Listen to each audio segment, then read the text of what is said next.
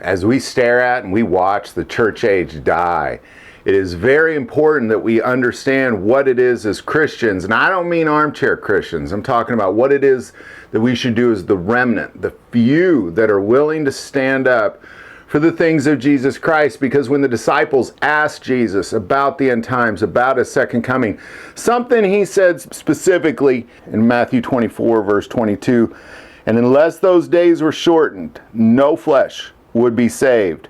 But for the elect's sake, those days will be shortened.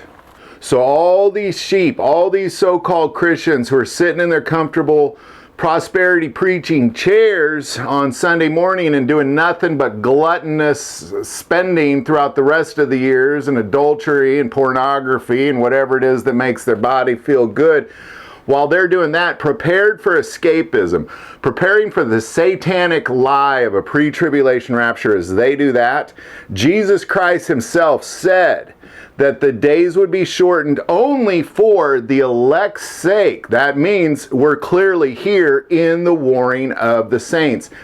And it is time. The church age is dead. It is time to stop trying to find the lost sheep and wake up all these sheep that are just sitting there eating grass, and start to pull together the lions that are out in the world, the remnant, the few, because everywhere you go, I guarantee if you're in a town of 10,000, there's maybe one or two other people like you. All those people, it's time for all those people to come together, because and this isn't just for the Jews, by the way. This warring of the saints is between the Antichrist and two witnesses, the Antichrist in the world and two witnesses, 144,000 Jews and the Gentiles. And Paul says it perfectly in Romans 9. He says, what if God, wanting to show his wrath and to make his power known, endured with much long suffering the vessels of wrath prepared for destruction? He's talking about this withholding of the wrath of destruction. And that he might make known the riches of his glory on the vessels of mercy, which he had prepared beforehand for glory. Even us, whom he called, not of the Jews only, but also of the Gentiles.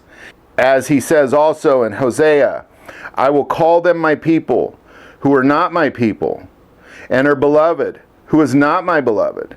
And it shall come to pass in the place where it was said to them, you are not my people, there they will be called sons of the living God. In other words, we are just like them. We are his people now. We are the chosen ones. We are the remnant, not the armchair Christians, not those guys. That is a false craziness going on. Pick it up in 27. Isaiah also cries out concerning Israel. Though the number of the children of Israel be as the sand of the sea, the remnant will be saved, for he will finish the work and cut it short in righteousness, because the Lord will make a short work upon the earth. Here Paul's quoting Hosea and Isaiah, and what he's saying is that it is time.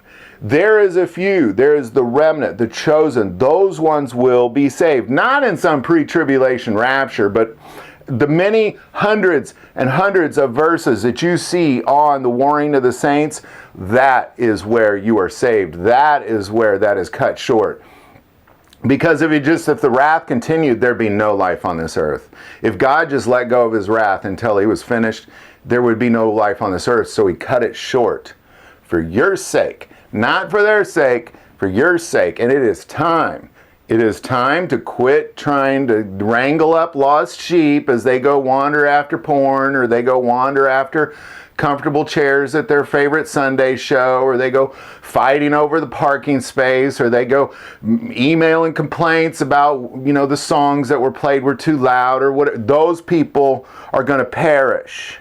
And they are not getting pre-tribulation raptures. They will be pointing at you, and they will claiming that you will be a criminal, and then the wrath of God will destroy them in the warring of the saints. It is time to stop trying to wake up the sheep, and it is time to gather the elect, gather together the remnant, the lions. And I'd like you to seriously consider joining me here in Missouri at the end of May. I'll send out more information later, and if you're seriously considering that, to being a part of the remnant gathering in the U.S., There's an email link below. Just send an email and I'll send you details, because it's time. It has to come to an end. Waking up the sheep, gathering the sheep, that's over. And besides, those people gathering sheep, they weren't even good at it anyway. They were just doing prosperity preaching and putting money in their own pockets, acting like they were saving humanity.